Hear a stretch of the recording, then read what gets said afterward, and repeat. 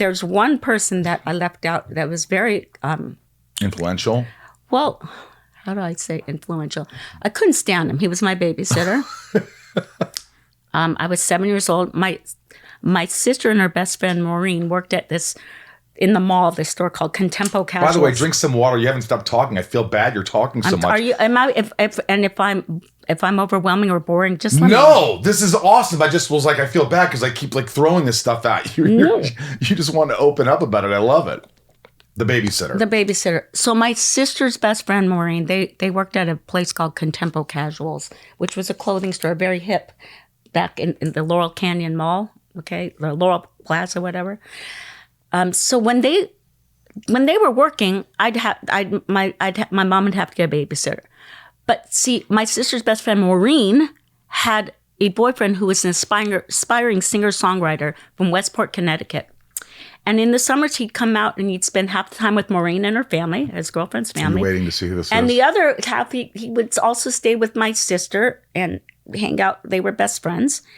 And I used to hate when he babysit me because he's an aspiring singer-songwriter. He would always go, I'm just going to be outside. I know he's going to be with the car opera. He's going to be with the musicians. And he pays no attention to me. And I remember I was so angry at him. At 7 years old, I'm in my brownie uniform.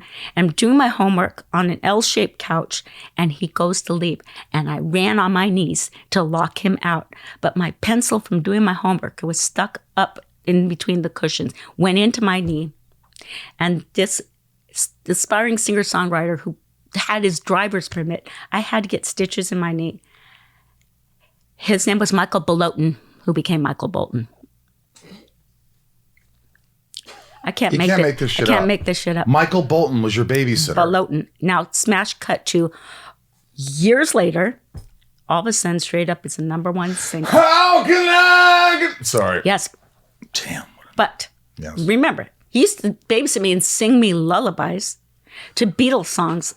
And probably kept you up with that voice. And he'd sing and use farm animals for Twist and Shout. He'd do Twist and Moo or Are you still friends with him? Okay. So all these years go by. You dated him. Oh God, no. Okay, all right. Well, I mean, that's the funny part because I can't make this shit up. No. I'm driving it, and Straight Up is now #1 single. We're driving. My sister and I are getting our nails done on Sunset at Jessica Nail Salon. We are passing right at a light before Tower Records. My sister goes, "Oh my God, the whole side of the wall is my album." I'd never seen anything like that. The whole Forever Your Girl album. Oh my God! And what an album. at the red light next to me, you hear Straight Up being blasted, and these girls are like lip syncing and scream, and then they see me and they see me and scream. I go ah, and my sister's going, "This is so weird," because I was Wendy Abdul's little sister all the time. It was just a weird transition when this happened because I love that. Now it's so crazy. We pass the light and we're laughing because it's just bizarre. Still, I'm trying to get used to the fact that my song's on the radio. And she flips the station and it's a ballad. And my sister goes, "Do you remember Bolton?" I go, "Yeah."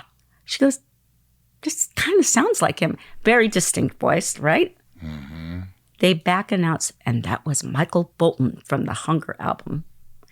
My sister turns the car around, pulls into Tower Records. We go right in, straight to Michael Bolton. And there's his bin, and he has the same damn mullet hairdo that he had. It's him. At the same exact time, with my little flip phone, I get a call from one of my good friends, Julie, who became the first ever dance agent. She goes, "What are you doing?" I go, Wendy and I are getting our nails done. I go, "Why don't you meet us?" She goes, "I'll see if I can get an appointment." She goes, "I have something weird to tell you." I just got a call from a manager named Mr. Levin, Louis Levin, and he has a client. And the first thing he says, can you please find out if she's the brat that he used to babysit? I go, "Huh?" She goes, "A guy named Michael." I go, I'm standing in front of his bin. I go, "Julie, I'm putting on speaker. Wendy, come over here. Come over here." What? Yeah. And I go, Say what you just said, Julie. A guy, a manager who has an artist, his name is Michael Bolton, and I go, Julie, I'm standing in front of his bin. I go, tell him I'm not the brat. She goes, wait a minute, he babysat you? I go, get. I'm not kidding. My sister and I said, I'll meet at the Sunset Marquee. He wants to meet at 4 p.m. My sister and I hadn't seen him since I was 7, since she was 17, 18 And years you old. went and had lunch. No, we went to the Sunset Marquee at 4 p.m. He came out of the elevator. He sees my sister and I, drops to his knees. And we ended up staying and talking till 4 a.m. And it ended up being, wait a minute. He was like, you little shit. My whole career, I am just now having a hit like with adult contemporary. And your album has to be out. And he goes, you little shit. And I go, sorry. And I go, what you want me to choreograph you? Like, he goes, well, yeah. I go, my sister goes, you have no rhythm, if I can recall correctly. And I just started laughing. And he goes, you gotta give me something. And then he goes, and by the way, I'm nominated at the American Music Awards. Will you be my date? He's nominated for Best New Male Artist. And I go, ew, my sister's laughing. And then it was just, come on, do it. What are Fine. the odds of this? I'm his date for the American Music Awards. What does Dick Clark give me as a category? Best New Male Artist. I was laughing and went, Michael Bolton. I announced his win. His first American Music Award. This universe is small.